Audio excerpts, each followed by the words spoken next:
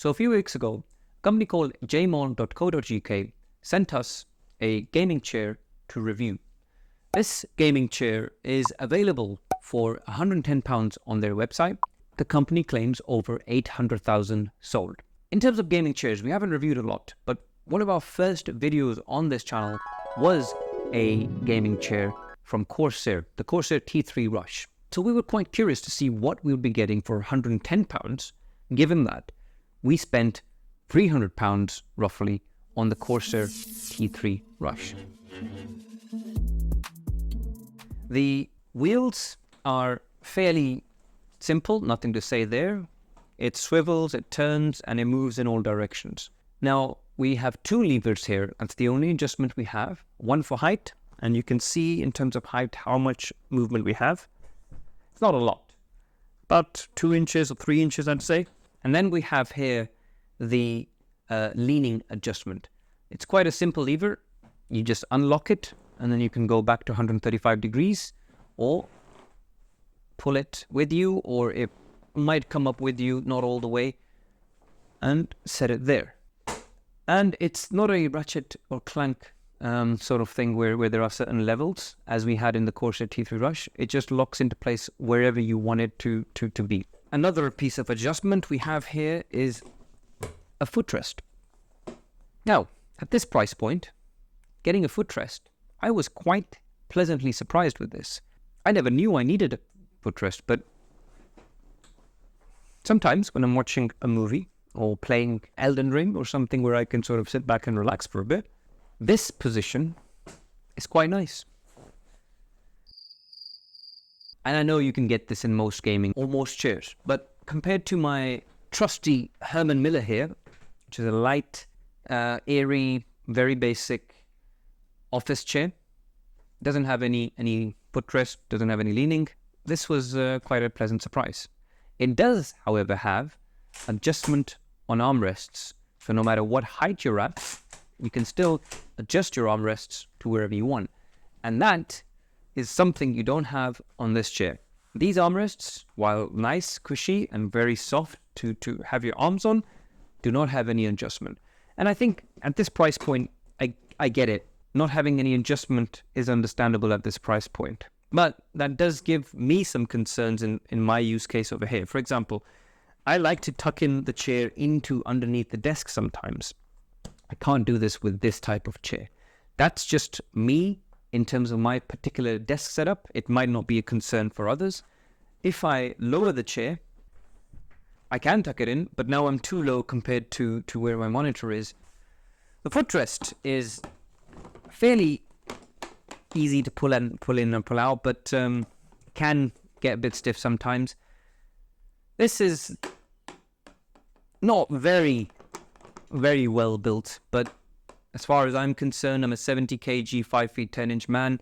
I've not had any concerns in terms of it feeling like it's going to break, but it does feel a bit wobbly, and this can be a bit annoying. And also it wobbles in position over here. It certainly does not take away from the use of the footrest.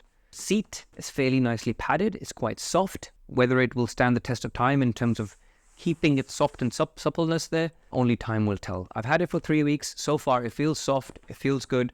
No comfort issues there.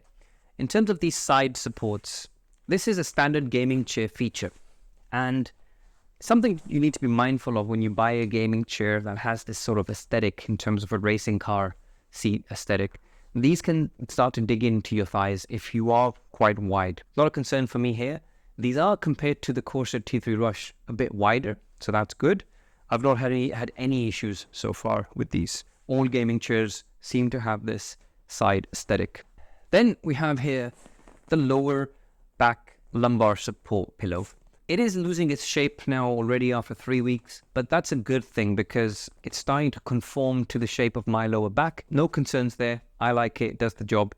Lots of branding there, JL Confurmi. I would have liked this to be a bit smaller. In terms of the material and the stitching, feels good, looks okay. It's not pure leather.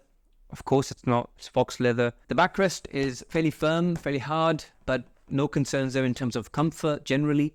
The headrest is nice. You can pull it off. It's got a little strap there, and you can put it back on. No problems there. yeah, in terms of aesthetic, the chair looks nice. I like the subtleness of the dark grey and black, but it is available in other colors as well. So just to quickly go through that, the chair is available in 5 colors. You can get it in white, red, blue, green, or grey. The chair weighs 19 kg, so it's quite heavy to lift. And in terms of building the chair, there are some heavy components that you have to build together. I built the chair as a single one person. It took me about an hour to build the chair overall. Nothing too complicated. It was easy to follow in terms of the instructions. So to conclude, would I recommend buying this chair? So I'm going to highlight a few things. Firstly, we've only had this chair for 3 weeks. So in terms of its quality holding up, only time will tell. None of the functionality is impaired from any of the quality concerns, but there are some quality concerns, like this wobble can be a bit annoying. And as I say, once you've put the footrest in position, that can be a bit annoying, but the footrest is a nice thing to have. I really enjoy this feature. I've been using it a lot. It doesn't impede on the use of any of the features. It's just a little bit annoying, that's all. The other concern in terms of quality are that these armrests do have a bit of wobble. But I'm putting a lot of pressure here. And if I just give you an example, that's my Herman Miller. Even that's got a lot of wobble. Yes, this is now 5 years old, but the wobble's there. So I think this much is expected. Maybe I can tighten the screws up a little bit more and get rid of some of that wobble. I'll have a look at that, but nothing here in terms of it feeling like it's going to break. They're pretty sturdy, so that's okay. And then finally, I didn't cover this before. The cushion, the lower back cushion, comes with a massage system. So there's 2 vibrators in there, and there's a wire that you can pull through the back, and you can switch that on and off, but you have to plug it into a USB somewhere. It's not chargeable, it's not wireless. That's a gimmick, I think. It vibrates quite noisily and quite a lot. I feel like any massaging chair or massage accessory is a bit of a gimmick. So I'm not going to have a go at these guys from J-Mall with this. That's just a standard. If it's something that floats your boat and you like it, go ahead with it. But I'm not going to be plugging that in to use it. So those are my 3 sort of high-level concerns with the chair. But in terms of comfort and general sort of usage, had I known about this chair back when I bought the Corsair T3 Rush, I would have opted for this instead, because this is a third of the price almost, and it has all the features I need, and it has a footrest as well. Then, in terms of how the chair feels and looks at this price point, I feel quite impressed with the chair.